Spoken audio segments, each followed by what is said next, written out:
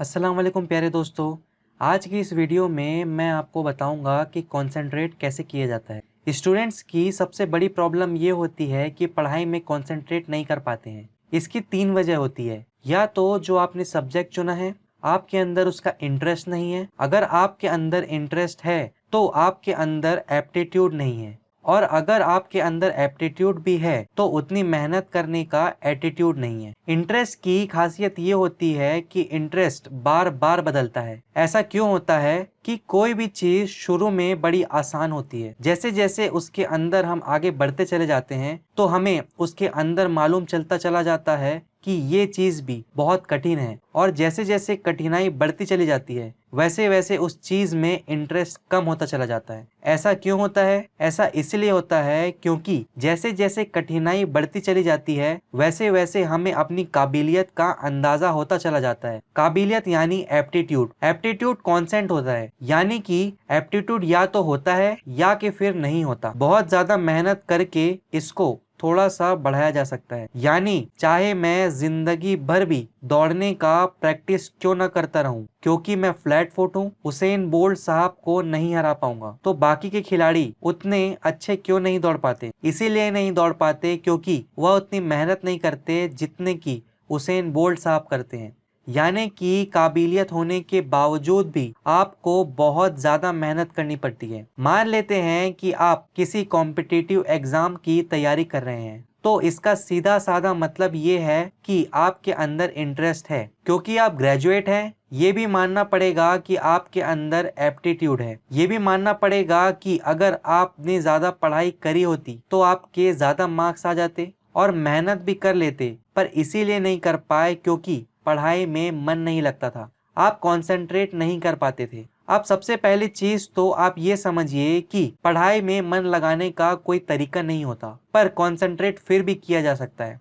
Concentrate करने का सबसे आसान तरीका ये होता है कि आप जब भी पढ़ने बैठो 5 पेजेस मार्क कर दो और जब तक आप उन 5 पेजेस को पूरा पूरा पढ़ नहीं लो तब तक कुछ भी दूसरा काम शुरू मत करना। और ये जो 5 पेजेस है आपको इन्हें पढ़ना है, केवल पढ़ना है और पढ़ने के अलावा कुछ भी नहीं करना है। ना आपको कंसंट्रेट करना है, ना ही आपको इसे याद करने की कोशिश करनी है। अब सवाल ये उठता है कि क्या एक बार पढ़कर ये चीज याद हो जाएगी? भाई याद ही तो नहीं करना है हमें इसे समझने की कोशिश करनी है। अगर ये चीज हमें एक बार समझ आ गई तो फिर हमें इसको याद करने की जरूरत ही नहीं रह जाएगी। पर एक बार में पढ़कर तो मुझे कुछ भी समझ में नहीं आता। कोई बात नहीं, दूसरी बार पढ़ो। दूसरी बार पढ़कर भी मुझे बहुत कुछ समझ में नहीं आता। कोई बात नहीं, तीसरी बार पढ़ो। तीसरी बार पढ़कर भी मुझे कुछ समझ में नहीं आता। कोई बात नहीं, चौथी बार पढ़ो। और अगर चौथी बार पढ़कर भी समझ में नहीं आए तो फिर इस पढ़ाई को छोड़ देना, क्योंकि इसका सीधा साधा मतलब है कि आपके अंदर एप्टीट्यूड नहीं है। आपको और कुछ करना चाहिए। सबसे पहली चीज तो आप ये समझ लीजिए कि दुनिया का सबसे आसान काम पढ़ाई करना है। आप खेती किसानी कर लो, बिजनेस कर लो, स्पोर्ट्स कर लो, बहुत बहुत बहुत ही ज्यादा मेहनत लगती है। अगर उस मेहनत को आप पढ़ाई की मेहनत से कंपेयर करोगे तो आप देखोगे कि पढ़ाई करना कुछ होता ही नहीं है। भाई सोकर उठो, किताब खोलो, पढ़ने बैठ जाओ। ना कंसंट्रेट करने की जरूरत है, ना ही मन लगाने की जरूरत है। केवल पढ़ो। मोबाइल को लगाओ एयरप्लेन मोड पे, 5 पेजेस मार्क करो और जब तक वो 5 पेजेस खत्म नहीं हो जाते कुछ भी मत करना। कंसंट्रेट करने की बिल्कुल भी जरूरत नहीं है। हमें केवल और केवल पढ़ना है, और वो भी केवल 5 पेज। अगर आप स्कूल या कॉलेज के स्टूडेंट हैं तो स्कूल या कॉलेज के अलावा 4 घंटे की पढ़ाई आपके लिए सफिशिएंट है। 4 घंटे यानी 8 पोमोडोरो। और अगर आप किसी कॉम्पिटिटिव एग्जाम्स की तैयारी कर रहे हैं तो कोचिंग के अलावा 6 घंटे की पढ़ाई आपके लिए सफिशिएंट है। 6 घंटा यानी 12 पोमोडोरो।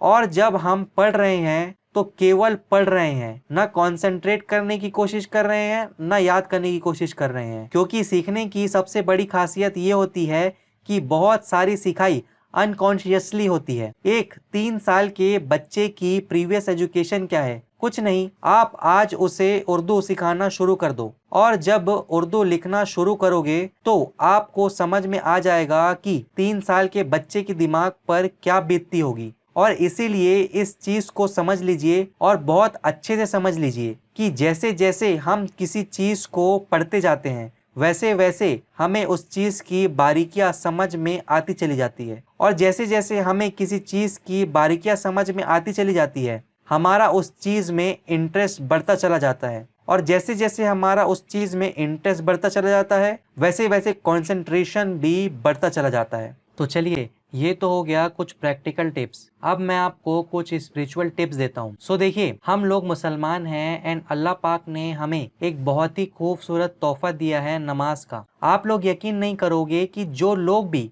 नमाज पढ़ते हैं उनका कंसंट्रेशन लेवल बेनमाजियों से काफी ज्यादा होता है। अगर आपने ऑब्जर्व नहीं किया है तो आप ये चीज ऑब्जर्व करके देखना। मोस्टली लोग अपने वीडियोस में ये कहते हैं कि मेडिटेशन किया करो कंसंट्रेशन एंड फोकस इंक्रीज करने के लिए। तो बेसिकली मेडिटेशन होता क्या है वो मैं आपको बता देता हूँ। मेडिटेशन सिर्फ एक जगह बैठ के आइज क्लोज करना नहीं होता।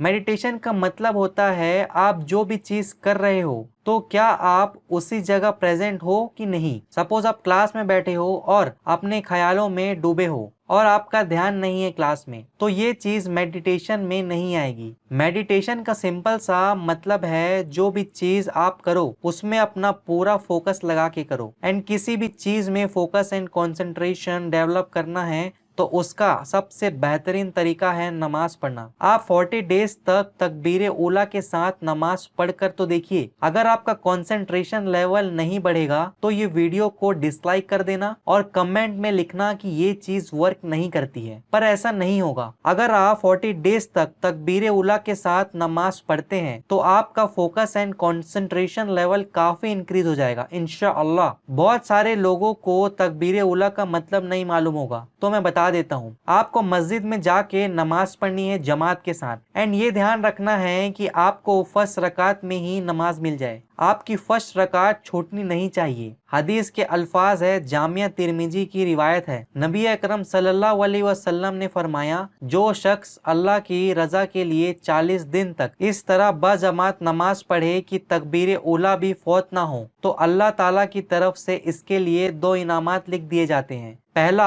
जब तक जिंदा रहेगा तब तक मुनाफिक नहीं होगा, और जब फौत होगा तो सीधा जन्नत में चला जाएगा। मतलब आपके और जन्नत के बीच में सिर्फ मौत की दीवार खड़ी होगी अगर आप 40 डेज तक तकबीर उला के साथ नमाज पढ़ लेते हैं तो। एंड आपके अंदर ऐसी डिसिप्लिन पैदा हो जाएगी कि दुनिया में भी आपको बहुत ज्यादा कामयाबी मिलेगी, एंड आखिरत में तो कामयाबी मिलेगी ही, साथ ही साथ दुनिया की बुलंदी पर भी आप पहुंच जाएंगे। अल्लाह पाक हम सबको सिरातल मुस्तकीम पर चलने की तौफीक अता फरमाए और हमें जन्नतुल फिरदौस में आला से आला मकाम अता फरमाए। इसके साथ ही मैं अपनी बात खत्म करता हूँ। इस चैनल को सब्सक्राइब कर लीजिएगा और बेल को क्लिक कर दीजिएगा ताकि इस चैनल पर जो भी वीडियो अपलोड हो आपके पास उसका नोटिफिकेशन पहुंच जाए। आपने मुझे इतना समय दिया उसके लिए थैंक यू वेरी मच। मिलते हैं फिर एक नई वीडियो में, तब तक के लिए अल्लाह हाफिज।